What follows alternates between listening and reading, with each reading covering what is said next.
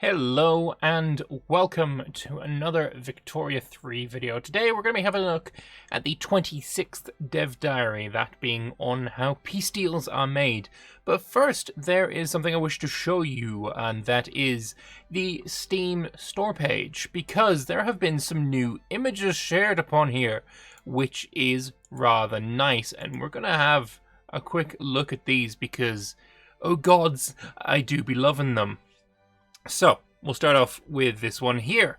Just a lovely image of the entire world, and there's a couple of interesting things to note about it. Firstly, that this image isn't, like, out of game, right? This is an in-game screenshot, and yet the world is obviously tilted. Why? No idea. Absolutely no idea. But we can see, obviously, that there's a little bit of nice decorative pieces to make you think that, you know, you're a war planner or a navigator or something like that. And I like it. Looks pretty cool. Next up, we have this one of Indonesia, of India, China in there as well. Just showing, you know, not too much new there, but we do have a lovely image of Siam. And we can see their GDP, population, all of that kind of stuff. Will they belong for this world? Who knows? We'll find out. Next up, a bit of Africa and the interest group of the industrialists in Sokoto. Sokoto is one of the only nations in this region that you're going to be able to play as. So, yeah, I'd say a lot of people are going to be trying out Sokoto. So, lovely stuff. Next up, my favorite image, in fact, because this image is proof or confirmation that my hometown Middlesbrough is actually in the game, which is kind of awesome. That's the first Paradox game, I think, that has ever had Middlesbrough in it, so yeah, it's pretty dope. I'm pretty happy about that. The rivers here are a little bit awkward. Like, I know from personal experience that Middlesbrough is on the River Tees, and the River Tees is clearly not on this map. And Newcastle, no one likes them. Geordies, you suck, obviously. But they're also on the River Tyne, and the River Tyne also doesn't exist here. It's a little bit weird, but maybe that can be added later or before release or something along those lines. Also, it would be nice to see the rail link going between Sheffield and Leicester. A bridge over the river might be something to consider. That would be pretty dope. Not gonna lie, I would kind of like that. But otherwise, yeah, I think the map is looking really nice. It's definitely improving over time, which is awesome. Love it. Next up, we have here a bit of Persia. We can see Tehran and its road links to various areas. No railways yet for Persia in 1836, which makes obvious sense. But we can also see the Persian Shiite aristocrats living their pops in Iraq-Jemi. I don't know where that is, but yeah, they're there and they have livestock ranches. Cool, good stuff. A bit of politics there as well. I think we've seen this exact image or something very similar to it when we were looking at politics, which is cool, lovely. And then here, I think this is Japan. Yeah, it is definitely Japan. You can see their shipyard building being built in 13 weeks, I think, something along those lines. But yeah, pretty cool. Seeing all the different industries and such that you'll be able to interact with if you're playing in Japan. And then here we've got a bit of the starting situation in the Americas. The Native Americans are there's a lot of them. It has not yet all become just the USA, of course. But yeah, they are their own nations. They are unplayable though. You're not going to be able to play them as them just yet. Potentially they will be playable at some point with a future DLC, which would be cool. But right now they're not playable. And then we've got this one looking at Prussia. You're seeing their attitude towards various nations. They're pretty friendly with Britain here. They kind of hate Austria, though. They've got a rivalry, which is cool. Like, I didn't know that we got confirmation that there were rivalries in the game, but this has seemingly been confirmed now, which is kind of cool. And they're also getting an alliance offer from Russia that you can see in the top. I really like this way of notifications. It's literally popping out of an envelope. That's really dope. I like that a lot. But yeah, those are just some new images that we've seen from the Steam store page. So it's really cool to have a look at those and see those. And obviously, as you can see in the background now, there's also a new piece of, I think, loading screen artwork for these peace deals. I guess this is like a peace conference. Yeah, I just keep having to point out that I love the artwork because the artwork is just on another level. I absolutely adore it. But yeah, we're going to be talking about peace deals. So how about we have a look at those? Hello and welcome back to another Victoria 3 Development Diary. Last week we wrapped up our dev diaries on war, and now we'll be bringing you both diplomacy and war to a close, for the being that is. I think that should be for the time being, but whatever, doesn't matter. By talking about, appropriately enough, how to negotiate an end to one of your wars. We're not, of course, done talking about warfare, and we'll return to this topic at a later point, but for now, let's talk peace. So, let's say you launch that diplomatic play to get the Dutch colony you've always been eyeing for years, thinking that you'd have it in the bag. Let's be honest, we're talking East Java here, right? That's the one that we all want, because the sulfur is just out of this world. It's fantastic. Love it. Fantastic stuff. All the way up until the French decided to back them up and you found yourself dragged into a bloody and costly conflict that you now want nothing more than to get out of. What do you do? There's two different ways of making peace in Victoria 3, capitulating and negotiating peace. However, before we explain how these work, we first need to explain a crucial mechanic to all forms of peacemaking: war support. So war support is a measure of the political will in your country to continue fighting in a particular war, and goes from -100 to +100. Each country will start a war with a high degree of war support. Currently it's always at 100, though we're considering having it start on different levels based on how politically unified your country is. I think this is a good idea. Having, I'd say other things could affect this as well. Like, for example, if you're starting a diplomatic play for conquering something that is considered your culture's homeland, could be a good reason for it. If the diplomatic play is for independence and there's a large push for independence in your country, a lot of things could probably affect this score quite significantly, more than just political unification. I think that could definitely be worked on. And it declines over time. The factors that govern how quickly war support drops include having your territory occupied by the enemy, pops dying and becoming wounded in battle from attrition, or in battle and from attrition, internal turmoil in your country, for example because your economy is worsening due to the war, and whether the enemy controls their war goals. Alright, the first thought that's coming to me is that this is remarkably similar to Humankind, which is kind of out there, Humankind being a 4X game, but that's how war support works in Humankind. That you start off with high war support, and when you get to 0, you lose. It's kind of looking very similar, you know. We have Siam here. They're in a bad way in this war, losing more than 11 war support every single week. Unless they can turn things around quickly, capitulation isn't far away. As with the previous war dev diaries, please note that any numbers, interfaces, tooltips shown are very much not final. So, even though they say that the numbers are not final, let's have a look at these numbers. So, their current value is at -33.2, -100, I believe. Yeah, when their war support hits -100, a country is forced to capitulate. We'll learn what capitulate is in a moment. But if they're losing -11.11 every single month, they've got, what, 7 months? Sorry, 7 weeks. 7 weeks until they lose this war. So they're going to have to do something to turn it around. A lot of it is coming from occupation. There's a base decay, so you can't have wars last forever. -2 because the enemy controls 100% of the war goals. Okay. I guess that wouldn't be the case if none of their war goals were to, war reparations. You can't control war reparations. -1 because 21.5% of their population are radical. Okay. None because of situations, though, other than the war. The war do be a situation. And casualties as well are going to affect this. Yeah, I'm okay with all of this. Additional war support at 0. That's interesting. Yeah, alright. So, when their war support hits -100, a country is forced to capitulate. A country that capitulates cedes all war goals that are targeting them and gives up on all unpressed war goals they were still holding.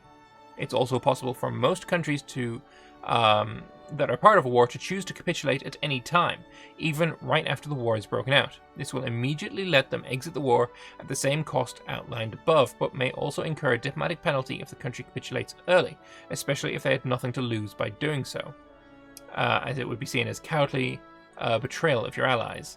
Yeah, so if you've got... I can see this happening in multiplayer a lot, you know. I'm backing up my friend, but you've gone to war, and I don't actually want to go to war, so I'll just capitulate because none of your war goals are on me. So they did incur a diplomatic penalty, just like -25 prestige if you do that in EU4. But yeah, I can see that. I can see that being okay. Being able to capitulate early? Yeah, no, not a problem. War leaders are also able to capitulate, and this doesn't usually end the war. Now that is new. That is very, very new. They're only conceding war goals targeting themselves and their subjects, and a new war leader will be chosen to continue the fight on their side of the struggle. The only circumstance under which a capitulation will end a war is if there are no war goals left to fight over, which always results in an immediate end to hostilities. I mean, there are war goals like, you know, pay reparations. Unless that can't be a primary war goal. I don't know. Or, I mean, even declaring war to make you recognize me as a country is a war goal that doesn't have... I guess the only end game of that is if the enemy country is recognizing them, and can they start recognize them while they're at war? If so, then sure. However, it isn't possible to simply attack a faraway country and force them to cede you distant lands simply by waiting for their war support to tick down by itself. This is because any country that has a war goal targeting it, which isn't considered to be controlled by the enemy and still retains control of its own capital, cannot have its war support drop below 0. For example, let's say that while playing as Brazil, you attack the Netherlands and demand they cede both Curaçao and Guyana. You can easily occupy Guyana, but find that your navy is outmatched and you can't lend armies to take either Curaçao or Amsterdam. As a result, you'll be unable to force the Netherlands to capitulate unless you actively choose to drop your war goal on Curaçao. Okay, that's really cool. So, 2 confirmations here. You can cancel or drop war goals mid-war. You can say, actually, I don't want this anymore. That's kind of cool. We weren't aware of that. Secondly, if you want to conquer something far away, technically you don't have to conquer the bit of land that you want, which is fantastic for countries like, say, Britain and France. If their immediate fighting is with each other and Britain wins, so maybe they've blockaded the shit out of France and stuff, right? They don't actually have to go over and conquer Pondicherry in India, for example, if they can conquer Paris. If they've conquered Paris, then they'll be able to get that war score, or war support, sorry, below 0. Something like Germany, or let's call it Prussia. Prussia really wanting that Eastern Javan land that I talked about earlier. But Germany doesn't have a huge fleet. What they could do is just go and conquer, or not conquer, but go and occupy Amsterdam, and once they've occupied Amsterdam, they don't have to go and occupy Eastern Java to get the Netherlands to give it to them. I like that. I like that a lot, actually. That's really nice. It's possible to capitulate at any time during a war, even when it's just started and war support is at a maximum. But that it's definitely possible doesn't mean it's a good idea, though. So, Japan versus Portugal here. Lisbon is still misspelled, but I've seen the devs already say that they're going to be fixing that, so that's nice. We're playing, I believe, as Portugal in this screenshot. Actually, no. The player is Japan, no? I believe the player is actually Japan, because we got this player here. Yeah, it is. Okay, so Japan is the player. They have attacked Portugal. They want Portugal to recognize the Japanese shogunate. They want Portugal to give them war reparations, open the Portuguese market. There's an unpressed war goal for the armed forces regime change in France. Alright. If you capitulate in this war, you would pay war reparations and open the Japanese market to Portugal. I mean, yeah, it's obviously not a good idea because you're losing out here. But these are the only war goals against you that I can see. Alright. There's not actually a lot in that screenshot that I'm seeing that's new.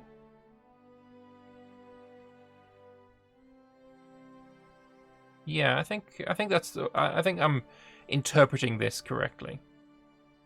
And you can see I believe this is no, this can't. War support is here. What is this negative 190? I don't know. Because this is obviously Portugal. Negative 190 acceptance to give you this, maybe? I don't know. Very interesting. I would like to know what this is.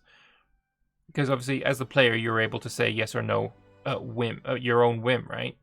But obviously the AI needs some kind of indication for how willing they are to peace out, and maybe that is what that is. So then, what of negotiated peace? It's quite a bit more complex than capitulation and can involve a whole host of countries that are part of the war. When making peace, countries involved in a war are split into 3 different categories. We have the war leaders, the main participant on each side. War leaders can propose peace deals and must ratify any proposed peace from the other war leader in order for it to take effect. The negotiator. This is any country that either holds a war goal or has a war goal targeting them, and who are not one of the war leaders. Negotiators must ratify any proposed peace deal from both the enemy and their own side in order for it to take effect. That's cool. That's really cool. Okay. I can see that being abusable in multiplayer, but that's cool. I like that. Non-negotiators are countries that don't fall into the above 2 categories. They don't play an active role in peace negotiations. Subject whose overlord is part of the war are also considered non-negotiators as their overlord negotiates on their behalf. Okay. For a negotiated peace to happen, the war leader on either side must first construct and propose a peace deal out of pressed war goals. Unlike many of our other grand strategy games, peace deals in Victoria 3 aren't necessarily just one side making demands. The war leader can propose a mixed peace deal in which war goals are ceded from both sides.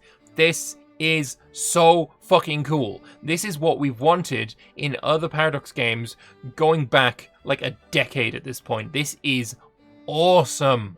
This is awesome.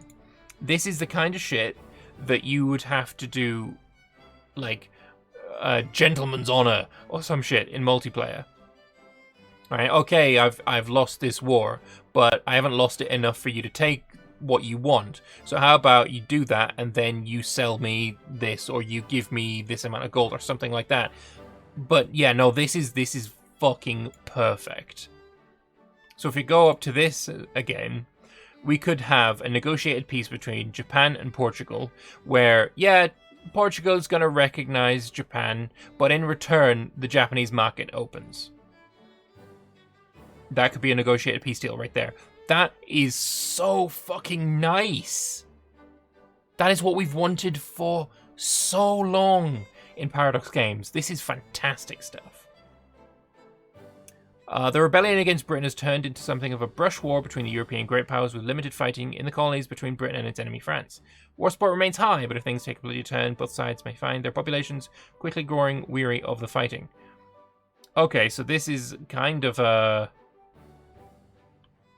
nothing to do with this. So there's a Karnak secession that Britain is trying to quell. It's not got a whole lot of war support. It's got a lot of dead and wounded. No dead or wounded on the rebellion side. A lot of the fighting looks to be between Britain and France. There's also I don't know who this is. It's funny, though. It's like, we're at war with Britain, but we're still going to have their ensign.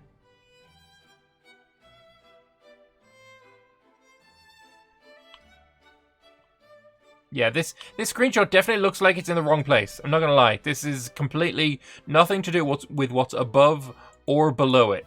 Just going to put that out there. So that's right. In order to have your proposed peace deal take effect, you need not just the enemy war leader or even the enemy war leader and negotiators to agree with it. All negotiators on your own side must agree as well. This means that while you can try and cut a deal with your Dutch enemy to give you everything you want from them in exchange for selling out your ally Prussia, the likely answer to that from Prussia is going to be a firm and resounding no, at least as long as they aren't truly desperate for a peace. However, if you're willing to be fair about the whole thing and give up something of your own as well, they're going to be much more receptive to your proposals. That's so cool. That's so cool. Again, something that we can see in multiplayer being a huge thing, right? Many times I've seen, both by playing and by watching others play, the people who aren't the war leader in a peace deal can often just get completely screwed over. It's like, I joined this war to help you so that I would get this one state. And you're not giving me it, or the war ends, and wait, where's the bit of land that you promised me? Where's the, I don't know, where's Istria if you're playing as Italy? And your ally has sold you out and not given you the land that you want, and you're just shit out of luck. You've got no recourse for it.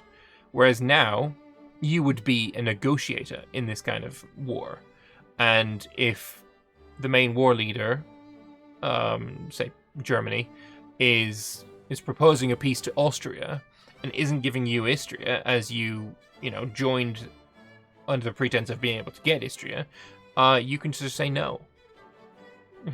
I will not ratify this peace deal. That's cool. I like that a lot. I really do like that a lot.